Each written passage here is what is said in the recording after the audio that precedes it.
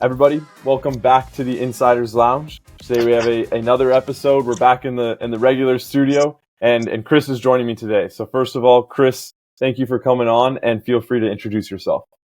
I'm Chris Robinson from the Scouting Game here in the UK. I've been in the professional game here 30 years, the last 15 of which has been in recruitment. So scouting is my thing, and I'm delighted to be with you, Chad, today. You were just mentioning that you were at the '66 World Cup, the quarterfinals against Argentina. So you have much more experience than I may ever have, and for sure than I have right now. So first, I want to get things kick-started with your first footballing memories. What were some of the first memories that you had around the game? I first went to a professional game when I was 4 years old, and I was brought up in North London, in Islington, and my dad was an Arsenal supporter. So we didn't live far from Highbury, and we went to Highbury, and I can remember the first game. I mean, we've spoken about it so often as a family that sort of replaces memory, but it shows what a contrary little so-and-so I was because my dad supported the team in red. You know, I supported the opposition who played in blue. They happened to be Chelsea, and I said to my dad, "Who's that player there?" So I was spotting players at a young age here, Chad, you know. And he said, "Oh, that's a young guy called Jimmy Greaves. He's just got in the team." And so I was actually more of a Jimmy Greaves supporter, but then I supported Chelsea. And so my dad, who was a good footballer too, when he wasn't playing, we would go to all the grounds in London at 4 years old. First went to Wembley when I was 4 years old. So I was brought up in the game, and those very early memories of going to, Highbury, first of all, watching Arsenal, but then Stamford Bridge, watching Chelsea and Wembley and all the other grounds in London that we went to. White Hart Lane with Tottenham. My mum was from Tottenham. Those childhood memories are really strong for me. What a mix of a family, a Spurs fan, an Arsenal fan, and a Chelsea fan. I couldn't imagine the the dinners being too friendly with that one. Yeah, absolutely. And it was, by circumstance, obviously, that I happened to end up supporting Chelsea. But yes, yeah. But football was our religion growing up. I can remember going with my dad to the famous Hackney Marshes, which is in East London, not far from where I was brought up at all. And there was 110 pitches there, all with games on.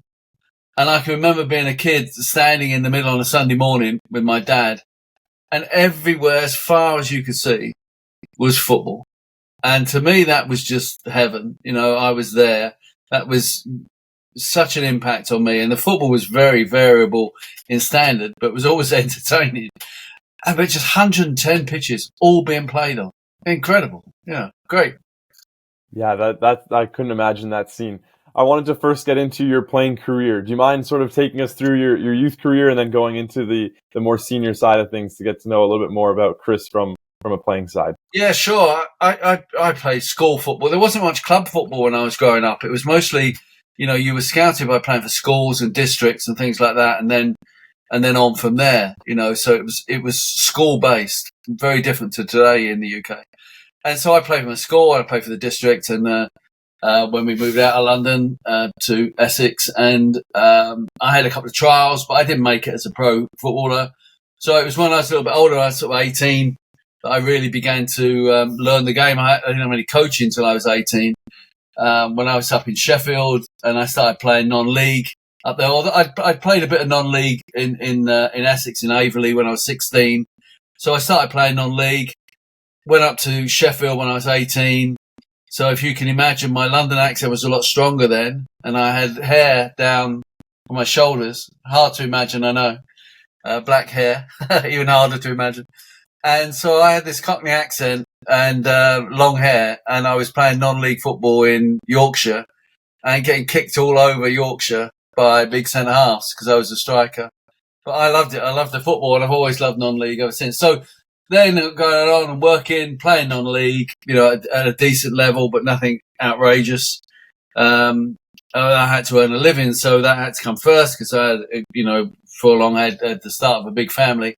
So I had to work, and so the football had to take a bit of a back seat in terms of what I could have done. But I kept playing whenever I could at a decent level, and then into coaching and on from there. Yeah, we'll get into more of the coaching and scouting side in a little bit here. But first, I wanted to get into the educational side. For scouts, it's sort of an interesting pathway where there isn't a standard education path of like, here's what you can take out of school and then move into scouting. No, And sure. for you especially, you had a sort of interesting route getting into scouting because you were first managing and coaching. But on the educational side, I think I have it right here that you had a bachelor's degree in political theory and a master's in economics. So I want to get Yes. into your time in school and your thoughts on that, but Yeah. also maybe how you're able to reflect on those during your career in scouting and management. Yeah, sure. Yeah. Well, I was brought up in a very traditional working class environment in London. So I had a great family background. We were quite poor. We were homeless when I was a kid. But that's just, we didn't have any money. And then after the war, there was a shortage of housing, but I had a great family life, fantastic start. I was told I was loved every day. I was told there's nothing I couldn't do in life, so I had all the important things. And so I always had, this great drive to progress. I was the first kid in my family to go to university, first kid from my school to go to university, my primary school, so it was a new venture then. It was new territory for the generation of working class kids that I was from in the 50s and 60s. So it's all new. And it was all paid for because you got a government grant. Now my kids, I got 5 boys and a girl.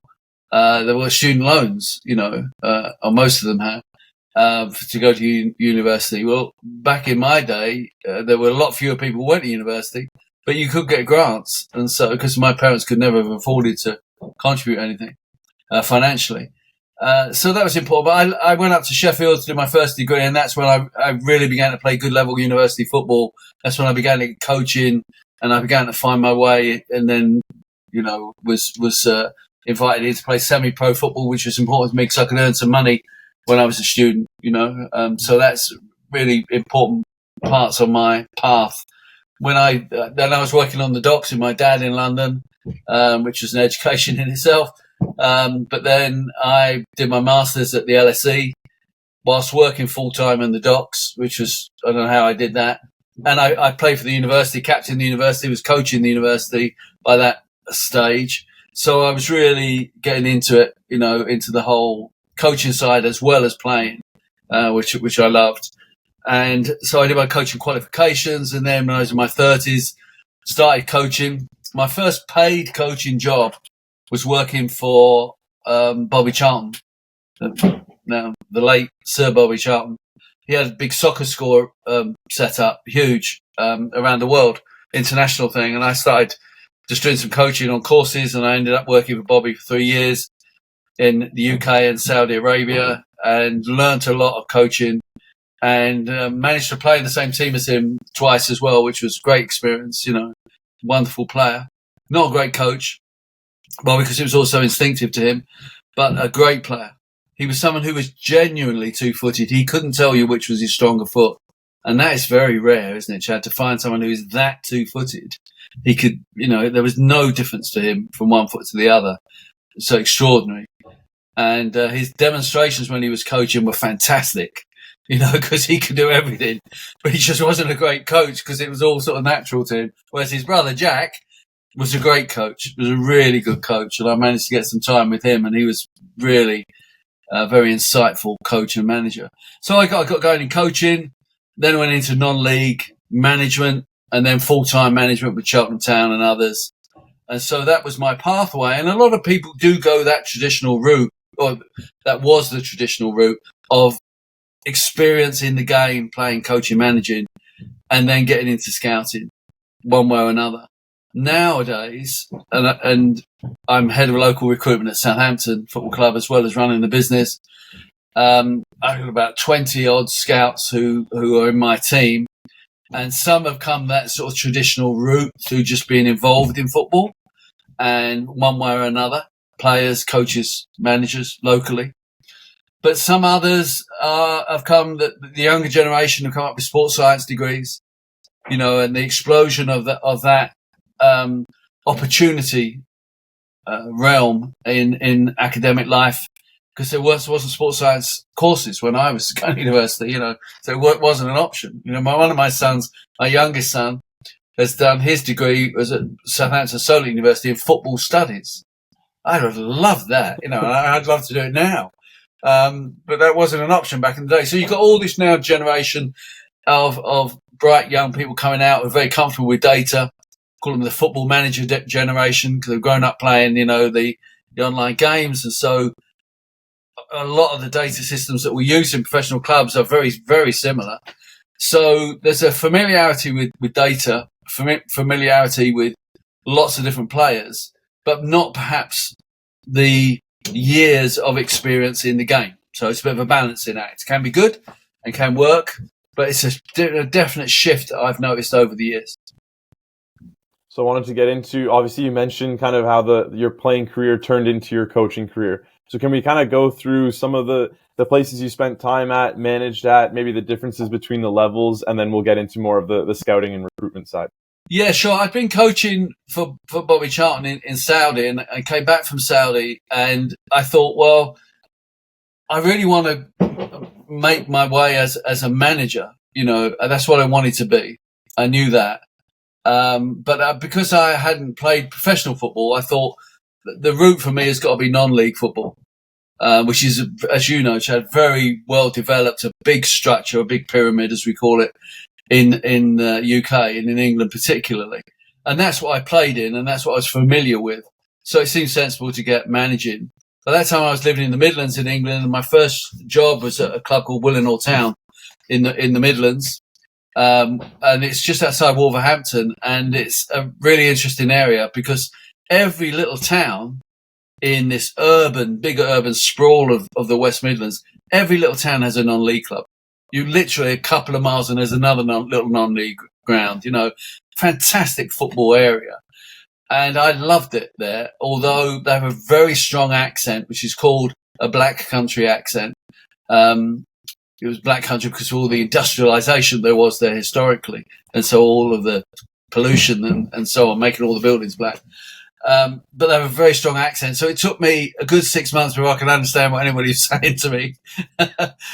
But I loved it there. And that's when I began to learn the trade. And I was very fortunate to get mentored by one particular very experienced professional player and manager called Barry Stobart, who was wonderful help to me.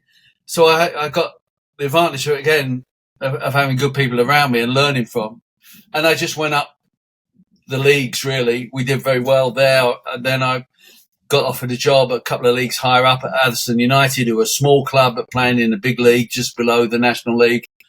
And they were in relegation trouble. So I went there, which is a great club, family club, essentially a village club playing against big teams like Cheltenham Town, Rushden and Diamonds then, who were huge with a big stadium and so on. And this little village club had done fantastic to get there, but was struggling. We're going to get relegated. Didn't have anyone who could play football there. So I played a long ball game and we had great fun doing that. Got out of relegation and did really well. Then I got the offer at Cheltenham Town to go full time. Because of my success at these other clubs, I think I brought on a lot of young players, but we still try to play positive football. And Cheltenham was a great experience too. A big club with big crowds, big expectations as well. So I was learning all the way. And I don't think you never stop learning in life, but in football, that's certainly the case. And I often think that now I will be a much better manager now because of all my experience in the game than I was then, I was in my early 40s then, and made mistakes, I'm sure.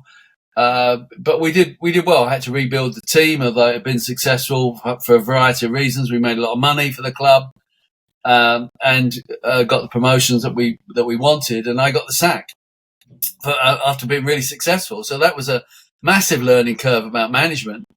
And when the chairman said to me, "We're coming towards the end of the season, you've done fantastically well, but we're not going to renew your contract, so you might as well go now." I said, well, let me just get this right. We're just about to win promotion. We've made a lot of money through selling players that I had developed.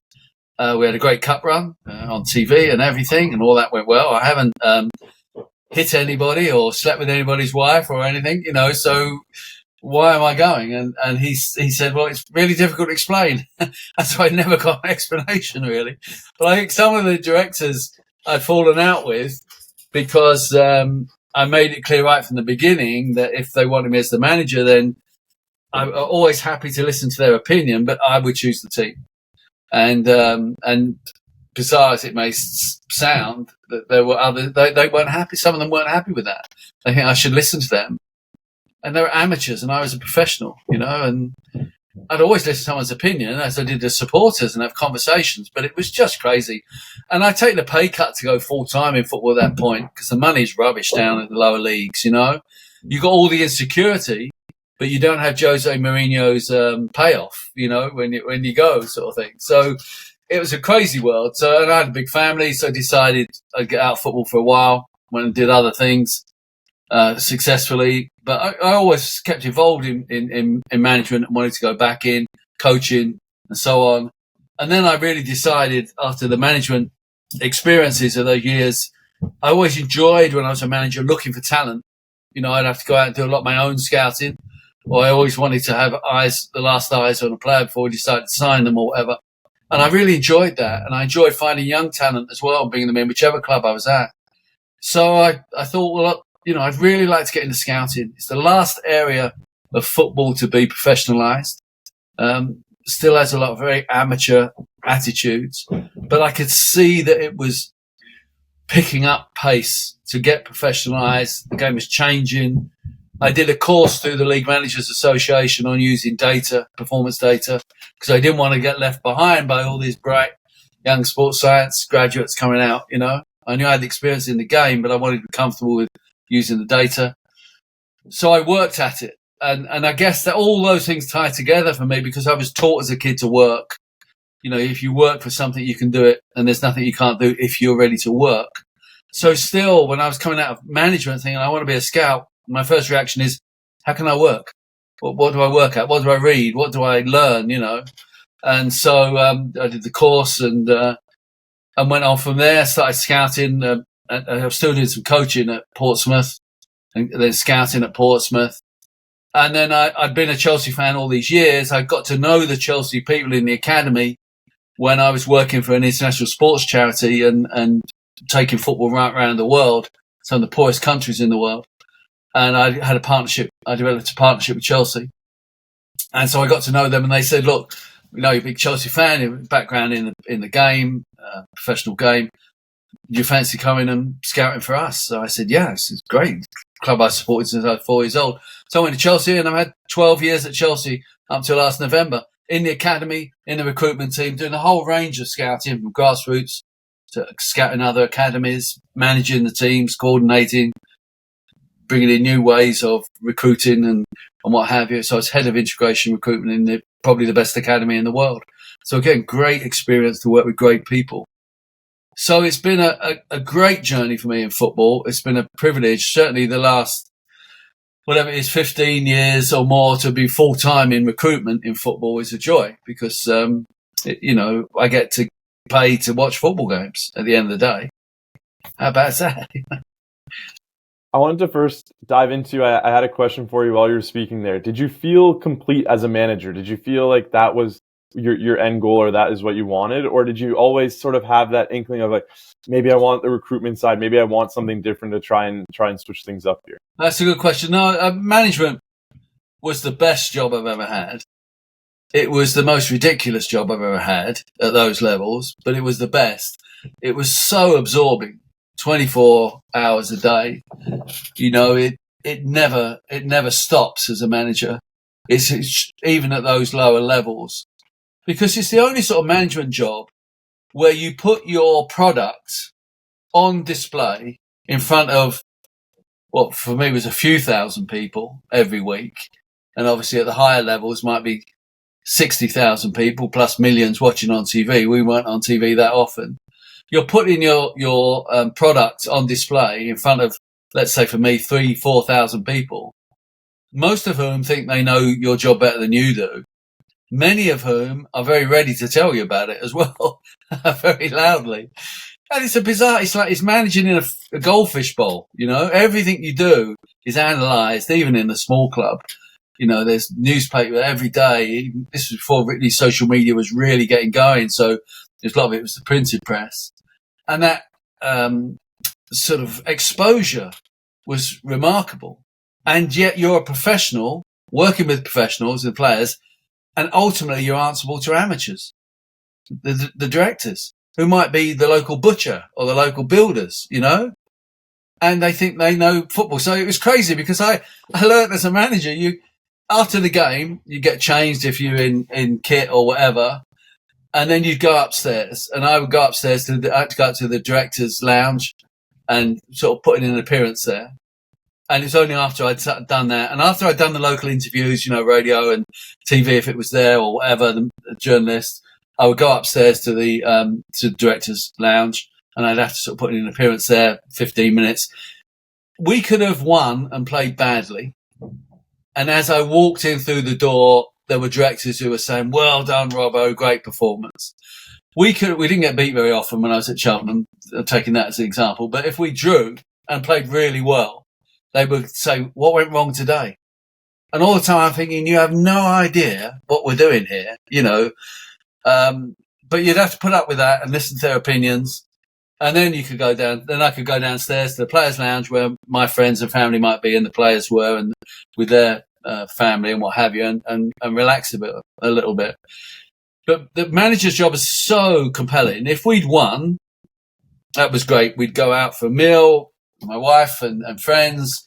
If we had got beat, or if we'd drawn and not played well, I wouldn't want to go out. I wouldn't want to speak to anybody. I wouldn't want to read the newspapers on Sunday morning. I couldn't wait till we could get back on Monday and start training again, and I could be coaching and trying to affect the performance. So it's a very unbalanced life. It's a silly life in many ways because we're all very competitive, and I'm extremely competitive, and I hated losing, still do. And so I didn't deal with that well. And it's just not a healthy sort of lifestyle, really. But it was fantastic. It was, you were living it every minute, it was great. But with a big family and with the paid levels as they were and the money I could earn doing other things, it just didn't make sense economically for my family. So that's why I got out of management then, with some regrets in that sense. But recruitment, then it suited me later on. I always felt I could identify a player. I knew a player could see a player. I'd shown that with the players that I had recruited as a manager. And it was a field that was changing, that you could get into a little bit more secure than management, not so much at the, beck and call of people who didn't know anything about the game. So that seemed to me a much more sensible route, and it's proved that way. I've made a good living out of working in recruitment at a senior level in the academy game here. But it's extremely, interesting, and there's always another player. I'm out at a game this Sunday, for example, a game that I put on, 2 under-15 teams coming in, showcase teams, and I'm really looking forward to that. You never know what you're going to see. And I can go to a park, go to tournaments. There's a lot of summer tournaments here in England at the moment. All the local clubs have tournaments, hundreds and hundreds of players, great days out. And it's really exciting because you never know what you're going to find, So I went a couple of months ago on a Friday night to Dagenham, which is a long way from where I live in East London, to watch a player. And so it took me a couple of hours to drive there, and I got there, and it was a cold Friday night. It started to rain. Player I went to see was good, but wasn't good enough. But there was another player playing for his same team, and I thought, this kid could be anything. And that was in March, and he's 16, he signed his scholar for us at Southampton 3 weeks ago, and starts full-time in the game in a couple of weeks when the season starts in 1st of July. So it's changed his life and his family's life, turned around, and it was just the chance of me being there on a Friday night, at random, really, that started it. And that is so exciting in recruitment. You never know what you're gonna find, and it is really interesting field to be in. You've mentioned both sides, the management side and the recruitment side. I want to know if you feel rewarded and how you felt rewarded between the two. Because I know sometimes as a manager, you hinted there, you might have played well and you thought your boys did well, but you might not have had the result you wanted. And so you Yeah. might not feel that same joy from everyone else and feeling rewarded as, oh, I've done something right here. So I'm curious how you felt rewarded as a manager, but also on the recruitment side, like you mentioned with that story there. Is that the true joy that comes out of the job? Yeah, well, where management is concerned, it is a results business, obviously, at whatever levels. And there's different expectations. You can be at a small club and success is not getting relegated. It's really important to have that conversation with the chairman and the directors. What will success look like for our club then? You know, how am I going to be judged? At Cheltenham, it was whether we won promotion or not. So I did and got the sack. So work that one out. You have to have realistic expectations and you have to be working to those. And then if you grab a point somewhere, when we were fighting relegation, when I was at Atherstone United before that, you know, to go away to a club that was higher up the league and nearly everybody was higher up the league than us, and to grab a point, that was massive. That was a great success because in that context, that was the result that we needed. So it's knowing what the results mean, and then it is very satisfying when you do something as a manager. You put a group of players together and you make a team out of a group of individuals. That's a longer term satisfaction, and the satisfaction of seeing young players that you picked up go on, get bought by other clubs and do well. You know, they're all satisfactions, but they're all based around the weekly or twice weekly, as it often was, of course, buzz of a game. That was the big thing. And getting the result that you needed from that game. That was a tremendous buzz when it happened, and real joy. And the other side of that was, of course, if you got beat, you know, it was absolutely awful. I can remember at Atherstone, I tried something out once against Rushden Diamonds, which was a complete disaster. They had great wingers, and for some reason I thought we could play with three at the back and wing backs. We went 1-0 up, and I thought, this is it, I'm a genius. We got beat 7-1. And in those days, the results would come up on TV, and the result came up, and just to make sure that everybody really understood what it was, it had the number 7, and afterwards in brackets they typed out 7. You know, like, yes, it is 7. You know, 7-1. I remember that so well. I made a complete hash of that one. So you remember things like that, and that is very depressing when you get it all totally wrong. But when you get it right, or you feel you get it right, and you get the success, whatever that might mean in the game, then it is real joy. And then you got to do it all again. If it's on a Saturday, you might have to do it all again on the Tuesday night. You know, it's very relentless in that sense. You know, one game after another. Now, scouting is a longer burn. You're going out and you're finding talent. Most of scouting nowadays is a team effort. It's not just one person who discovers talent. That doesn't happen so often now. You cross-reference and that sort of thing. But you're working as a team, finding talent. When they get signed, if you're working for a pro club, that is a great joy. At the club I'm at now, and the same as at Chelsea, I deal with the trials. So all these young players from age 9 to 21 who come in on trial, it's me that has to sit down with them and their parents at the end of the trial and say, you know, no, sorry, we're not going to take you, or yes, we are. And the figures work out about 6 or 7 no's to a yes, you know, depending on how good your trials program is. So it's a lot of depressing news and heartbreaking news that you're conveying, you know, and that's part of recruitment too.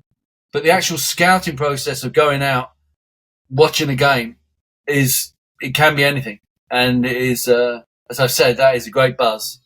So that satisfaction is there with that excitement and finding a player, then maybe getting them signed. You know, you can have a lot of successes, but a bit of a slower burn than the immediate gratification or immediate, you know, demoralisation that's involved in management. Scouting is a bit of a longer process. I wanted to dive into your time at Chelsea, but also the initial sort of introduction to your time at Chelsea. So you mentioned it was through your work with the charity. That's an interesting route. Again, we speak a lot about careers and how things work out. And I can guarantee you many of the scouts I've spoken to, no one has ever mentioned that sort of way of getting into a club. So I'd love to hear the background on that and how that first came about.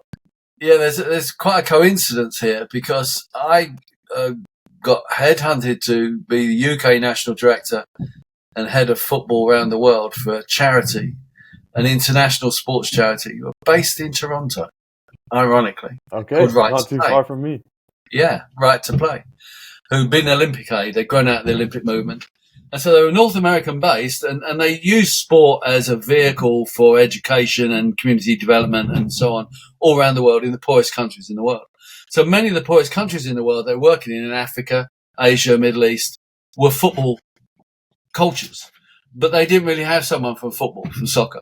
So they recruited me to head up the UK arm, which was to raise money for their programs abroad, and then to head the football side of it around the world. So that's what I did, and we needed to get ourselves on the map in football. So I'd said to the chief executive, the founder of the charity, a Norwegian called Johan Olaf Koss, I said to Johan, we need to get a Premier League football club on board.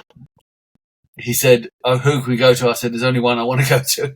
So I went to see Chelsea, but by chance, a long coincidence, I sort of knew that their managing director, Peter Kenyon, Roman Abramovich had taken over. Peter Kenyon was the chief exec. And Simon Greenberg was director of communications. So I happened to know them. So that's the value of networking again. I got a chance to sit in front of them. I knew they were keen to push out from a business point of view to China and to the USA. I'd read their business plan as a club. And I knew that from a marketing point of view, they wanted to get into China and USA. So I said, I'd come to make a pitch. And they said, yeah, well, look, we get a lot of charities come to pitch. And I said, this isn't a charity pitch. This is a marketing pitch. You want to get into China. We've just done a deal with the Chinese government to put education programs into, I can't remember the number, X thousands of schools in China. We can put your club logo on every one of those packs that's going into all these thousands of schools, for example. And so I'd done my homework and I pitched it from a business point of view rather than charity. Anyway, we got the partnership with Chelsea, which actually lasted 8 years and was the most profitable partnership of a professional club and a charity ever. So when Chelsea won the Champions League in 2012 in Germany, beating Bayern Munich in their own ground, I might say, on the back of their shirts, it said Right to Play, which was massive for the charity, massive exposure then. So that was huge, and that was a great partnership. So I got to know the guys because I would go with some of their coaches and some of their young players to take them to visit our programs around the world. So I went with Jose Mourinho and Michael Essien to Ghana, for example, showing them our programs in Ghana. Jose gave up some of his holiday time, which was very good of him because, a huge star. Michael Essien is like a god in Ghana. When we arrived in Ghana on the plane, the security people at Ghana at the airport came to us as we got off the plane and said, we can't physically open the doors of the airport. There's that many people pressing, and this was midnight, to see Michael Essien and Jose Mourinho. So we were held up for a while trying to sort this out. Jose Mourinho came to me and said, what's the delay? It's sort of late at night. Can we get in the hotel? And I said, we can't get out of the airport. And he said, I'll get out. I'll see you at the hotel. So he went off. 10 minutes later, he came back and said, we can't get out of the airport. I said, well, I told you that. Yeah.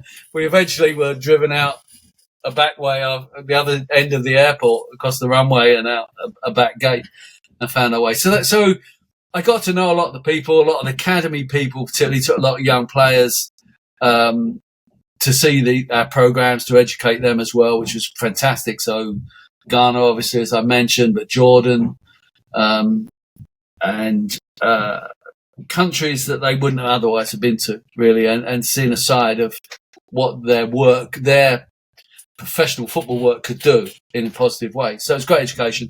And I got to know the academy guys. and they knew that I come from a professional football background and managed and everything. And they said, "Oh, you've got to come and work for us. Come do some scouting for us." And it wasn't right for a while because of my work, but then it was right, and so I started scouting for Chelsea in the academy, going out watching Grassroots. Pretty soon, I was managing scouting teams and coordinating areas, and then coordinating a whole team of scouts. And I did, and on from there, so it went on. So networking is vitally important in lots of walks of life, but particularly in football. It's a small world, football. It's a silly world in many ways, an unfair world, and quite an arbitrary world. But you need to network. You need to network, and people who are aspiring to progress in the game, it's a key thing. Getting to know people. One of the benefits of going on the talent ID courses that the FA here in England run, for example, they're okay courses, but the real benefit is the people that you meet. Like coaching courses, I think when I did all my UEFA coaching courses, I learned a lot, okay, from coaching, but really it was the other people I met. That was the real value in that sense. And that was extremely important. So it's through that network that I got the chance at Chelsea, best academy in the world, produces more professional footballers than any other academy in the UK. And there was great success there. So I was learning from the best again, What did you bring any skill sets or unique attributes from the charity world into the footballing world? Did you find that anything sort of overlap? Yeah, I think I was always very aware of our responsibilities in the game to set examples, individually, personally, and then collectively. To set an example, do the right thing, behave right, because people are watching. That was very clear to me all around the world. People are watching all the time what we do. So that was evident. And the impact that football can make around the world as well was made very evident to me. The power of football around the world. So it's a funny thing in football. You get people who are running teams of scouts in football, and most of them have never had any management training or any management experience. And they might be very good scouts. Some are, some aren't. But they might not know anything about managing. And this is again, it's a bit, it shows how insular football can be, It's like, this guy's been around for years. And so he's got to be okay. He knows the game. And we all know him. And it's usually a him, and they're usually white, and they're usually old, just like me. But it's sort of self-perpetuating in many ways. And yet the people don't know how to manage people. Well, I've managed big charities, millions and millions of pounds of budgets, hundreds of staff, thousands of volunteers, and I had to learn how to do that. So those skills, the management skills, have certainly been something that I benefited from, having jumped out of football and come back, because there isn't a great deal of credit given to management of people within football, bizarre as that may seem in a multi-million-pound industry. Certainly not on the football side of clubs. And you just look, at how many people have any other experience of managing who are heads of recruitment, for example. And you see it with a lot of poor behaviour, a lot of poor practice. And so they for me, that time out of football allowed me to learn things that I don't think I would have learned within football. You spent 12 years at Chelsea. The longevity of that in terms of the football industry is fascinating to me. I think that was one of the first things that sort of popped out, and I realized it was so impressive. So I want to get into the relationship and how you were managed to stay there for so long. And I think if the longevity is actually that long, it's obviously a healthy relationship. Yeah. But also your time there, maybe some of the highlights, some of the lowlights, and the experiences you had there. Yeah, so it was very interesting to compare Chelsea and Arsenal through that time. So I joined 2012, and had 12 years there. So if you look at in that time, Chelsea's first team have had a succession of managers, averaging about 18 months every year, 18 months, new manager, and that's gone on. And yet their first team has been very successful in that time. Whereas Arsenal in that time had, for most of it, one manager, Wenger, and after initial success, they were not as successful. And yet they were saying, look, they've got the stability. If you compare that then with their academies, Arsenal's academy had more changes of leadership and changes of direction. Chelsea had the same guy, Neil Bath, running the academy all of that time and a lot longer. So it does suggest, just those little examples, maybe I'm representative, I don't know, but at first team level, keeping a manager in post is not a guarantee of success, nor does changing a manager mean you automatically won't be successful, because Chelsea did it. But at the academy level, where you're developing players over a longer period, you need to have consistency of approach, but it's got to be consistently good. Of course, you could have someone who is no good, and then they could be there forever and it still won't be good. Chelsea had the advantage not only of having someone who ran the academy for 20 years in Neil Bath, but who was excellent. And he is someone who understands how to manage people and really worked hard at it. So that vision and that quality and that consistency was really important. Lots of the other people that I worked with at Chelsea have been there a long time, longer than me. You know, there's a lot of people who've been in senior positions for a long time. So you had a consistency of approach.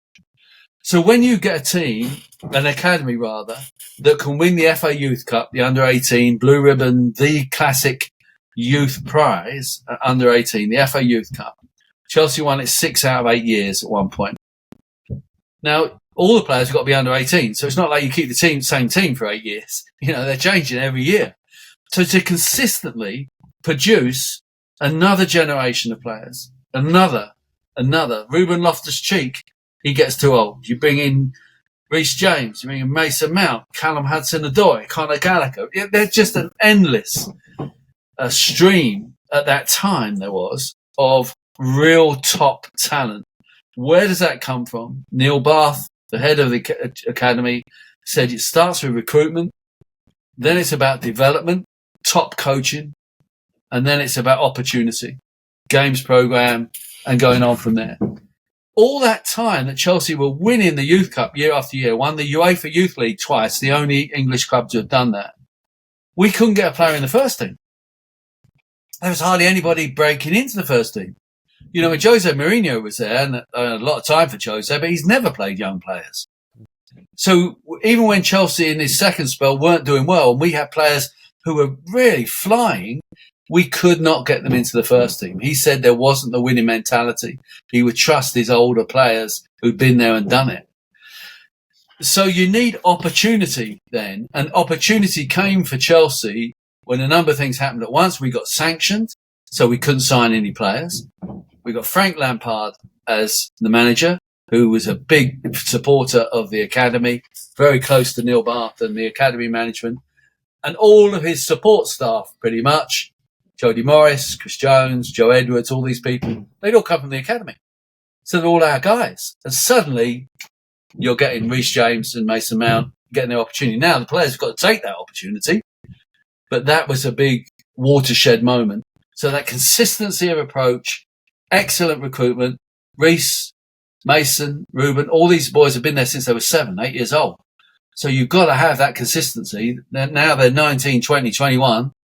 In Reece's case, Mason's case, been out on loans, come back, now ready for the first team. They've got to grab that opportunity when they get it, but that quality was able to come through. And that process of consistently good leadership and consistently good attention to all the various elements that make up a good academy was what I learned from Chelsea, the quality in every single thing. Now, Neil Bath is now Director of Football Operations at Chelsea, so it hasn't had the day-to-day control of the academy for the last year, 18 months or so. And so that's a shame from Chelsea's point of view, because he's absolutely top. And it's tough, it's tough to keep that going. But they were the lessons that I learned from observing what Chelsea were doing right, and where other fantastic clubs like Arsenal didn't get the same success with young players as we were getting So you think, well, why is that? And then you look at the patterns. Then after the 12 years, you obviously switched things up. You started building your own business, and then you also moved into working with Southampton. I want to know sort of the balance now that you have between your own business, working with Southampton, and how they maybe can benefit off of each other. Yeah, sure. So last summer, I got a contract from a publisher to write a book on scouting, which is called The Scouting Game, which comes out next January. And I was keen to do that because I'd always written things, but there wasn't and there isn't a good book on scouting that is written by someone who's actually done it, a scout. There are books on scouting which are written by journalists or others, and they can be interesting too. But there's not one that really covers the whole range of scouting, what actually happens, how it works in practice, that's written by someone who's actually done it. Now, there's lots of different sorts of scouting, grassroots scouting out there on the parks, academy scouting where you're looking at other talent, first team scouting, opposition scouting. I've done that whole range. So I was in a good position that the publishers felt to write the book. So very happy to do that. And they said, you need to raise your profile for social media stuff. So my wife came up with a format for us to start doing the Instagram and TikTok stuff, which we just gave a try, which we'd never done before. And that just took off, which has been great. From that, it became clear that there was a market for a business because so many parents were saying to us from all around the world, no one can tell us what my kid is good at, what their strengths and weaknesses are. No one's breaking that down for us and then telling us what we need to do to get better and how we can do that. So my wife said, look, there's a business here. So we wanted to launch that. We wanted to give that a try, providing these sorts of assessments, mostly based on video. So then we can work anywhere around the world from players from 7 up to senior age. We wanted to give that a go. No one else was doing it, not on the scale that we were looking to do it, in the detail that we were doing it. And I felt it was time for a change from Chelsea anyway after 12 years. Neil had stepped upstairs. I felt I wanted a new challenge to sort of energise me. Southampton began to speak to me about going there. And I knew if I left Chelsea, I'd have to have a 3-month gap before I could go anywhere else because my contract could work for anyone else in the same field for 3 months, which was an ideal opportunity to launch the business. So we thought if all this works together, if all the cards are dealt in the right way, I can leave Chelsea on good terms. A lot of great friends there, still have. Start the business, get the business, let's see whether it works or not, get it organised, get other people involved in it, get a team together, and then join another club so that I'm also back in full-time football. And that's exactly what's happened. So we've been fortunate the way it's worked out. So the business continues. We have analysts, a team of analysts and so on who do a lot of the work. I'm still doing the presentation because parents who commission us to analyse their kid do a lot in Canada, USA, Australia, quite a few in Europe, mainland Europe as well. They end up getting me presenting to them via Zoom a 15-page scouting report. They'll never get detailed analysis of one player's game like we do. It just isn't available anywhere. And so it's quite unique at this moment. And so that's what we do as a business, and that's going well. I'm trying to manage my commitments to that because being head of local recruitment at Southampton, we just got promotion. I went there in February. We got promotion in May to the Premier League. I wish I could take some credit for that, but sadly had nothing to do with me. But it was great fun to be around while it's happening. Back in the Premier League, great academy, great history. They're also producing great players. Gareth Bale, Alex Oxlade-Chamberlain, Theo Walcott, Luke Shaw out with England at the moment, all started with Southampton. A great tradition. Needs to upgrade, needs to change in many ways and modernise their recruitment, and we're doing that now.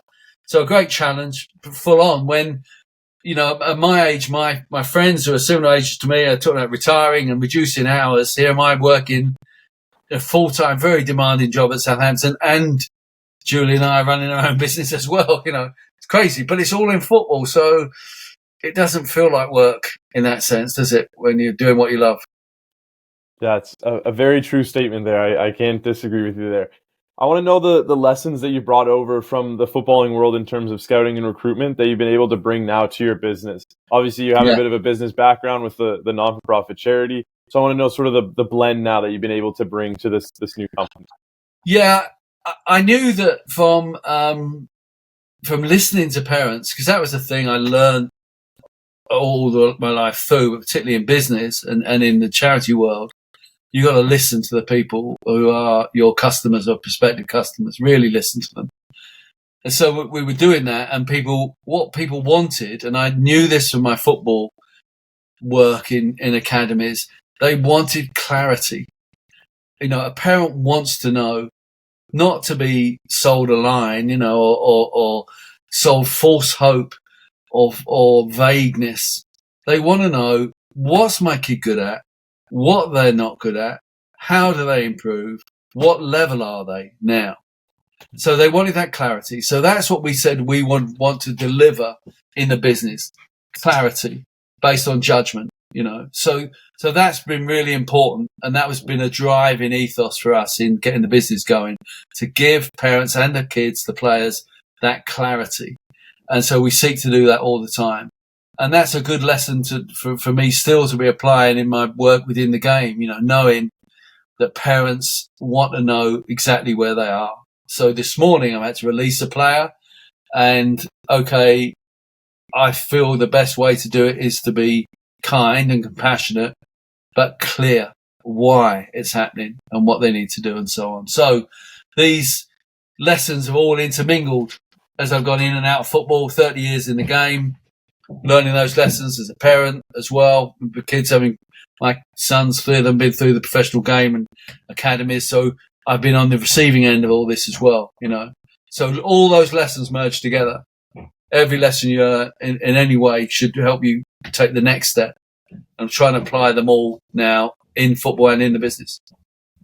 What was your proudest moment as a scout? That's a very good question. I think you're always looking for the current challenge. So just that story, going on a Friday night to Dagenham just recently and finding a kid at 16 who then I was just a couple of weeks ago with all his family at the stadium, St Mary's Stadium, and he's signing his forms and they're all dressed up and the photographer's there and he's got his shirt with his name on and the stadium is, showing his name and everything. And that's fantastic to think I've had a little part to play in taking that kid who at 16 probably thought football passed him by, and now he's full-time at a Premier League club, and that's wonderful to be part of that journey. So that's always renewing itself. Last night I was talking to the parents of two kids who were buying from another club, and they're so excited to come to Southampton. We're able to paint them a picture of what their future might be and take them around the first team and the first team changing room and say, I'm signing you because I want you to be in here, and that's great. That's very proud for me. It's a matter of pride for me to be able to offer those opportunities. You have to be selective and, you've got to choose the right ones. Otherwise you don't get to stay in the job. But it is great to be able to influence that, and all the reports I've done with players. There's a player at Chelsea now who's under 17 now, plays for England, a striker called Shimi Moheka. Shimi's a big talent. We bought him from Brighton when he was under 14. I'd been watching him since he was under 9 and knew the family really well. And to finally, and I sort of led the process. It was a big, again, all these are big team efforts. Chelsea eventually managed to sign him for a lot of money from Brighton. He's a big talent, really good lad, great family. So I take a bit of pride in having played my part in his progress, and he hopefully will be one of the next ones who gets his opportunity in first team football. He plays for England now and is a big talent as a striker. And so I've played my part in that along the way is terrific. But in scouting, there's as I've said, and I keep saying this because it's true, there's always another game. I'm looking at Sunday. Will I see some talent on Sunday? And will they be the next one? It's always moving forward. There's always another game. You've had many years of experience now in the game, and I want to know what you think differentiates a successful scout to just another typical scout. I'd love to know where you see the differences that lie between them. Yeah, it's a good question. I think persistence plays a big part in it. You know, what's that saying? 97% of success is showing up, isn't it? You know, it's being there, keep working at it. That desire to improve all the time. You know, I'm always reading anything I can on football, always wanting to learn. I'm always wanting to push on and get better. You know, after 30 years in the game, more than ever, probably. And so that desire to improve, continuous improvement, is massive in any walk of life, particularly in scouting, because the game is changing. Scouting is changing with the advent of video scouting, for example. The whole scene, the landscape is changing in scouting. So you have to keep working at it. You've got to know the game. That's the start of it. You've got to have that eye that knows what makes a good player. You've got to know the level that you're recruiting to. But I think when I look at the great scouts that I've managed to work with, that network is absolutely key. You know, my phone, as my wife will tell you, never stops, and I'm getting messages and WhatsApps, particularly nowadays, emails and so on as well, all the time. And a lot of them are from contacts in the game. They might be coaches, agents, people who are just involved in the game, parents, whatever. All the time saying, oh, there's this player, there's that player. What's happening with this? This information is what we live on as scouts. So the actual job is going out and watching the game and assessing a player. Then you've got to communicate that, because otherwise, you know, it's no good. Our product is our report. So that's what we produce, the report. You've got to be able to do all that. But knowing which players to go to see and what's happening is recruitment in a broader sense rather than just scouting. And that is about network. Absolutely vital. So the best scouts that I know have a great network. And then if we're speaking now, I'm sure there's some listeners that are inspired by your story and potentially want to follow a similar career journey. So do you have advice for those aspiring to become either coaches or scouts in that sort of realm? Yeah, the number one advice will be to buy my book when it comes out. The Scouting Game. There you go. Throw it out there. You might as well. All you need to know. We've got to wait till January for that. But I think there are online lessons in online courses in the UK. The FA Talent ID Level 1 is online. It's free. So start with that. There's other organisations like IPSO that offer great courses, you know, so you can learn through formal courses and formal education. But then you've got to get out and watch games, and you've got to start learning how to communicate your assessment of a player. You've got to write it down in one format or another. You can do that watching TV, watching the Euros, you know, pick a player, write a report on them. What's their strengths and weaknesses? You know, any player you can pick and do that on. And then you gradually build up a portfolio of your reports. And if you make them appropriate to the clubs that you want to work at, then you can show them, look, this is the sort of report I can do. I understand the game. You know, there's the proof of it. And okay, if you're going to want to work for a local club, a non-league club, it's not so useful to have a report on Kylian Mbappe, is it? You know, so you've got to, who you pick needs to be relevant. You've got to decide what scouting do you want to do. Do you want to do grassroots scouting, kids scouting, you know, 6 to 21, those ages, out there on the parks? That's where most scouts are employed. There's more scouts employed doing that than anything else. Academy scouting, watching other academies. First team scouting at whatever level. So you've got to sort of get an idea, or position scouting, which is a whole other thing. You've got to have an idea what sort of scouting do you want to do. Then you build up a portfolio, you build your experience, you practice, you do your courses, and you network and you get to know people. And then you might have to start doing, your first job might be doing for free, you know, on a voluntary basis. There's such demand to get into scouting that unfortunately that's what we have to do. Scouts are underpaid, undervalued in many clubs still, consistently. You know, every one of those players that we watch in the Euros, Chad, they've had a scout somewhere who's found them, you know, and okay, they've had a lot of other people, the coaches and everything that have contributed to it, but a scout has started them off. And do they get the recognition? You know, they don't. you look at Reece James, Conor Gallagher, Trevor Chalobah, just to name 3 players in Chelsea's first team. What's their value to Chelsea? Fantastic. They all had the same scout, Ray Rembridge. The guy who found all of those and many others. So there isn't the recognition for scouting. So it's not something to go into if you think you're going to get rich or you're going to get a lot of thanks, because it doesn't happen. But it is changing. Video scouting is changing everything. It has done since COVID, certainly. That's been accelerated.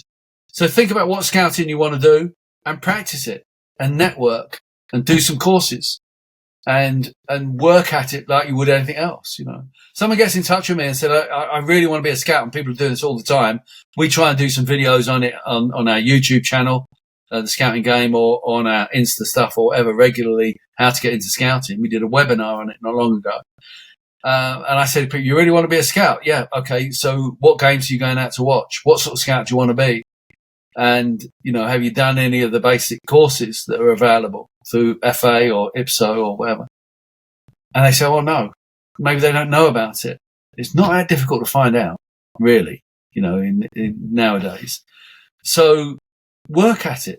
It's not going to be dropped, or it's unlikely to get dropped into your lap. You're going to have to get out and work like anything else. And then going right back to my childhood, I was told if you work hard at anything, work hard enough, there's no limit to what you can do. That's still the same now, isn't it? You hinted at it there, so I'm curious. What is your most valuable asset, whether it's a skill set, an attribute you have, or maybe even just like a mentality thing? What would you say is the most... the desire to improve. The desire to improve, because that leads me to work harder, to learn from everything I do. Tomorrow I'm doing a presentation to a lot of our coaches in the academy on how we're working in recruitment and how we can link with them. I will assess after the presentation, and I've been doing presentations in front of people for 40 years, I will assess after the presentation, what could I have done better? What worked, what didn't? And I'll ask people, obviously, as well. But it's because I always want the next one to be better than this one, and that desire, every time I go out and report on a player and I'm talking to parents, I think about it when I'm driving home. How could I have done that better? What would have made that better? And so that's just been ingrained into me, that desire, continuous improvement. And sometimes they're only small steps. Sometimes you need outside help to identify what those steps might be and where you need to go. But they're all still driven by your desire to get better. And the last one here, you mentioned in the footballing industry, you would have managed a game on Saturday, win, lose, draw. Then Tuesday you've got it again, win, lose, draw. So it's these constant ups and downs. You never know. Your mentality is constantly changing. So I want to know a challenge that you faced in the past that you're now able to look at and sort of use as inspiration to lead you on in the future. Yes, I will. And it's quite a somber one in many ways. So forgive me for that. Inside this little bracelet that I got here is a little photograph. And it's a photograph of my son, Danny. And Danny died 11 years ago when he was 24. So that's a long story in itself. But I always think whatever happens to me in life, nothing can be as bad as losing a child. I can overcome everything life throws at me because I managed to survive that. So when hopefully people won't often have something like that to look back on as their marker. But when bad things happen, you think back to, well, I've overcome other things before. We all have in life, and that can give you the confidence to think, well, this feels rotten now, but I know I can, tomorrow is another day and it'll feel slightly better tomorrow, and you get on with it. If you get a big disappointment in the job, you don't get the job that you're after, you think, well, okay, you dust yourself off. The next day you think, well, how can I do better? You go again, And if you can look back on the things that have gone really wrong in your life, and if you live a long time like me, then lots of things have gone wrong in your life, lots of mistakes. And if you think, well, I managed to get through then, I'm still here, I'm still standing. So that can be a source of comfort and a source of inspiration. Survival is success. I've always heard the lesson where if you were the god over someone, let's say you created a human being and you wanted them to become the most successful, how would you teach them? And I think it's through challenges. The idea of the harder the challenge, if they can make it through, the more successful of a person they'll become. In terms of, not necessarily in terms of wealth or all the other attributes that you can obtain, but just in terms of the genuinity of a human being, which I think is so key. So I think that's what you hinted on there. Yeah, absolutely. So we'll wrap things up with some quick fire questions here, and then we'll send you off. So the first one here, obviously, favorite club is Chelsea. Let's hear some thoughts on maybe next season, where you think they'll be, and maybe Southampton as well. We can see your thoughts on the promotion and how you think it'll go down. Yeah, Chelsea, another manager, another one who hasn't managed in the Premier League. Seems a big risk to me, but let's hope he's successful. He's got a great reputation as a coach. The new ownership is still working its way through their project, whether it will work or not. I think the balance of recruitment wasn't right. I think we needed to have a bit more experience, along with the undoubtedly talented young players that we've got. But I thought Mauricio Pochettino did a great job last season, bringing them together. And then from Christmas onwards, we really did perform well. And so I was very disappointed that he went. But then I was very disappointed that Thomas Tuchel went as well. I thought it was an absolutely excellent manager. So it's not unusual for Chelsea fans. So it's, again, we're in new ground, isn't it? New manager, a new head coach. There might be a couple of new players. So we're starting again, which we seem to do a lot. And we've got to get some consistency in our approach, a bit at least, in terms of our players growing and getting better. They're young ones, and hopefully they will. Let's hope we can get Champions League next season, which will be progress. And we have the ability in the squad to do it. So let's hope we can.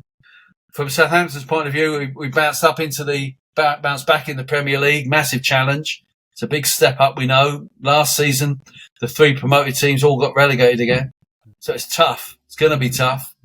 Again, I hope over summer that our ownership get the recruitment right, because we will need to add to the squad, I think. But we've got an excellent manager with a very clear philosophy of football, which he has only been working with that team a year, really. So that will only progress.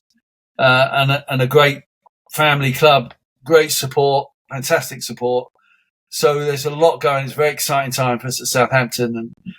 And, we have every reason to be positive about going forward. I can't see past Man City again to win it next year, because they've got the best manager in the world, obviously, quite clearly.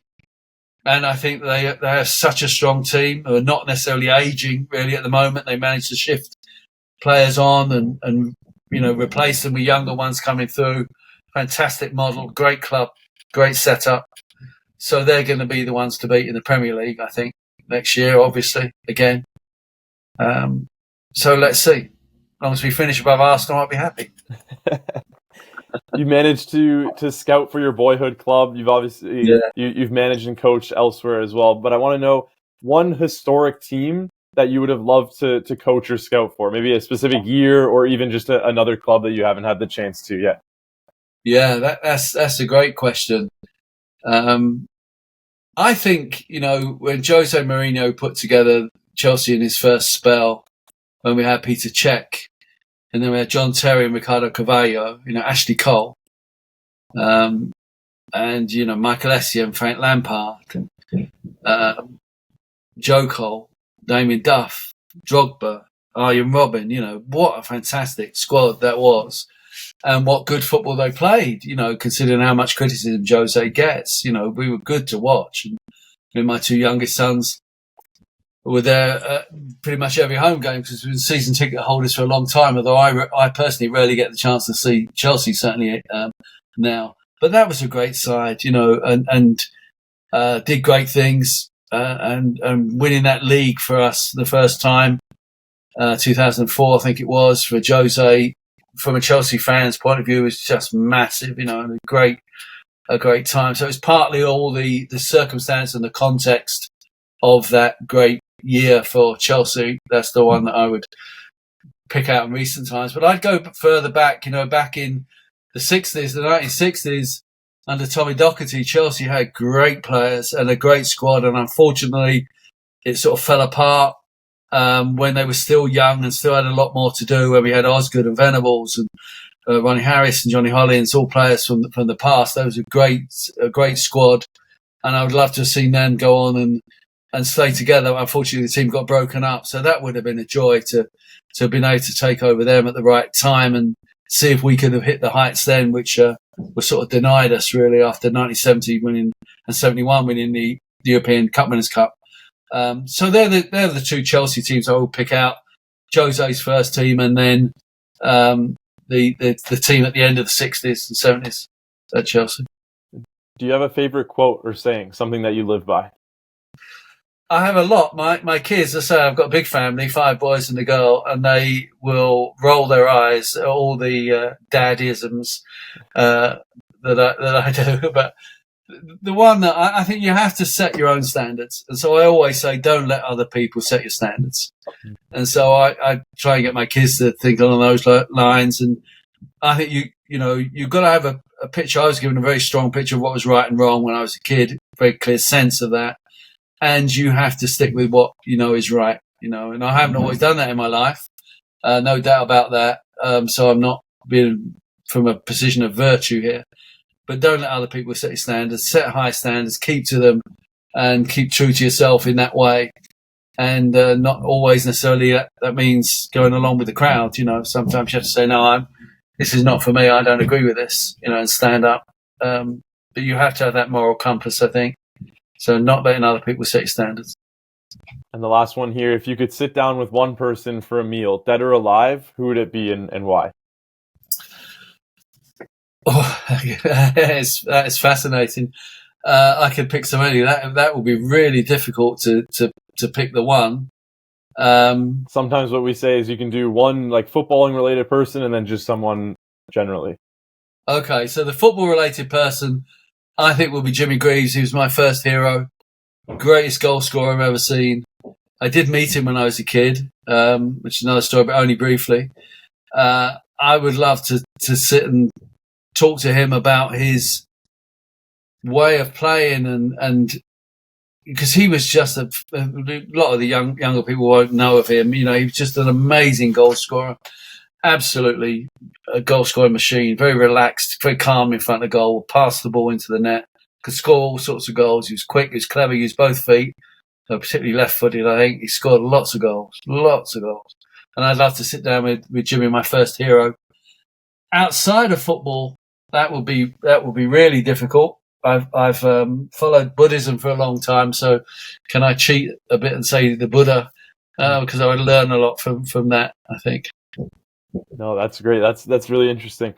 Listen, that's all I've got for you today. If there's any last words from your end, obviously you have the book, you have the scouting game, so feel free to shout those out. I'll have all the links below and everything, and then we'll wrap things up. Let's just all enjoy our football. We've got the Euros here and the other regional competitions around the world. A lot of football to watch over this summer for us in the UK. So let's just enjoy the beautiful game. Brilliant. Chris, I really appreciate your time, and I look forward to speaking again soon. Excellent. Thanks, Chad. Take care.